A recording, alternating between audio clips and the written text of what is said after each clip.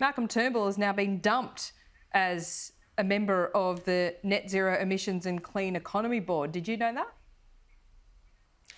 Yeah, I just spoke with Mr Kean prior to coming on air. He's made this decision.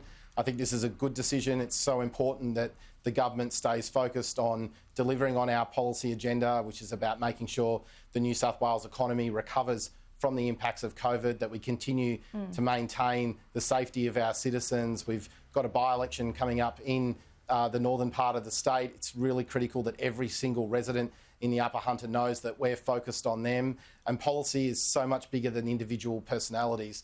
Now's not the time for distractions, and I think Mr Kean's made the right decision. So did Malcolm Turnbull threaten that by-election in the Upper Hunter? I don't think he's threatened the by-election, but I think it's absolutely critical that all the citizens, not just in the electorate of Upper Hunter, but right across New South Wales, know that the New South Wales government is focused on delivering for them. We can't afford to have any distractions as we're recovering from COVID, particularly across Western Sydney and the mid-north coast. We've just seen devastating impacts of flood, which are going to see substantial recovery requirements. That needs to be our focus as well. There's no doubt that the government had been distracted.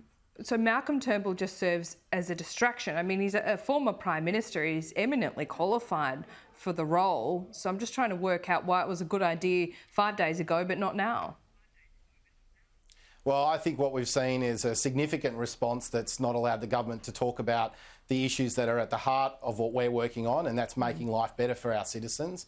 Mr Kean's made that decision today. I think that's in response to the feedback that the government's had. I think if we make a mistake, we've got to be able to put our hand up and say that we got that one wrong.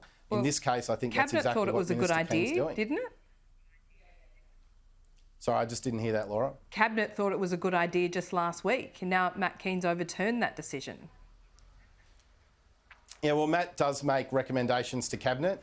He's made this decision today. I fully support it. I think this is about making sure that the government stays focused on its policy agenda. It stays focused on the citizens of New South Wales. Clearly, what we've seen with lots of media reporting about this position being given to Malcolm Turnbull has distracted the government. It's so the Nationals are dictating the things now. That we're focused on. Is that right? On. The Nationals are dictating? No, I from the don't back think bench? That's correct at all. I don't think that's correct at all. I think what is the focus here is that we're putting policy over personality. We're staying focused on the citizens of New South Wales. We've got a clear agenda to recover the New South Wales economy from the devastating impacts of drought into bushfire, into COVID and most recently floods.